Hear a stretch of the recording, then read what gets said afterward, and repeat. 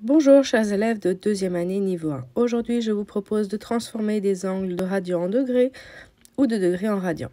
Voici l'exercice que je vous propose. Premièrement, nous allons revoir la formule. La formule, c'est un angle alpha en degrés sur 360 qui est égal à un angle L en radians sur 2π radians. Quand on veut l'angle alpha, eh bien, il nous faut isoler alpha. Donc, on multiplie par 360 et on simplifie avec le 2. On a donc qu'on a un angle en radian L à multiplier par 180 et à diviser par pi. Si on cherche plutôt l'angle en radian, eh bien, on doit isoler le L. On va donc multiplier par 2π et on va pouvoir simplifier avec le 360. Donc, si j'ai un angle alpha en degrés, je le multiplie par pi, je divise par 180 et j'aurai mon angle en radian. Prenons un cercle 0 degrés, c'est facile à placer. En face, on aura 180 degrés. Si on fait un tour complet, on a 360 degrés. Mais repartons en radian. 180 degrés, ça correspond à pi radian. Ainsi, nous avons la moitié de la distance qui correspondra à la moitié, c'est-à-dire 90 degrés, ou pi sur 2 radian. On peut encore partager cette distance en deux. À ce moment-là, on aura 45 degrés. 45 degrés, imaginons que c'est bien découpé, hein. On a un gâteau à partager ici en 8. Donc si on s'intéresse à la moitié du gâteau, on va avoir 45 degrés, mais c'est la moitié de pi sur 2, donc pi sur 4. Enfin, on va faire des parts de pi sur 4, et combien on en prend? 1, 2, 3, pi sur 4. Vous aurez compris qu'on peut continuer à tourner autour de ce cercle, et chaque part, eh bien, c'est pi sur 4 avec un nombre. Donc, on pourra avoir 5π sur 4, bon, 3π sur 2 puisque c'est la moitié de la moitié, et 7π sur 4 avant de revenir à 360 degrés. Maintenant, si on s'amuse à couper notre pizza en 6. En 6 parties, le plus égal possible à vue d'œil, on va dire qu'elles sont parfaitement coupées. On a toujours notre pi et pi sur 3 et 2π sur 3 puisqu'on a la distance de pi qui est séparée en 3.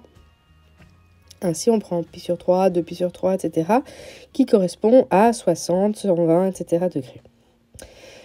Puis ensuite, on peut encore s'amuser à séparer toutes ces parts en plus petites parts. Vous savez, quand on a finalement pas si fin que ça et puis qu'on veut une demi-part, eh bien, on va s'amuser encore à couper des parts en deux. Alors, la moitié de 60 degrés, ça correspond à 30. La moitié de pi sur 3, c'est pi sur 6. Ainsi, on va pouvoir compter en pi sur 6. Évidemment, 3π sur 6, eh ben, ça fait pi sur 2. Mais si on complète les cases vides, on a 5π sur 6, 7π sur 6. Le 9π sur 6, ça simplifie en 3π sur 2. Et finalement, juste avant d'arriver au 360, on a 11π sur 6. Revenons cette fois-ci à un exercice où on ne tourne pas autour du cercle, c'est-à-dire qu'un exercice où on a des angles bien précis et on ne veut pas tourner autour du cercle plein de fois avant d'arriver à faire notre exercice. Donc ici, on doit trouver des angles en degrés et on a leur angle en radian. Donc toutes les données ici, ce sera des angles en radian et on cherchera la version en degrés. Code couleur, radian en rose et degrés en orange. Dans l'exercice suivant, on aura plutôt des angles à trouver en radian, puis on les a en degrés. Donc on a des angles en degrés et vous voyez, la formule nous permettra d'obtenir des angles en radian. Premièrement, l'exercice 20, on a l'angle en radian. Donc, on va multiplier par 180 sur pi.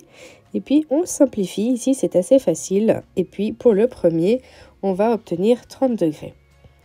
Pour le 21, c'est le contraire. On va multiplier par pi sur 180. Et on simplifie, on aura pi sur 4 après la simplification du 45 et du 180. Je vous laisse terminer l'exercice, c'est vraiment très répétitif. Donc à chaque fois, vous faites la même multiplication tout le long de l'exercice. Je vous souhaite de bonnes révisions et puis profitez de vraiment vous entraîner pour avoir tous ces angles en tête parce que ça sera important pour la suite. Belle révision à tous!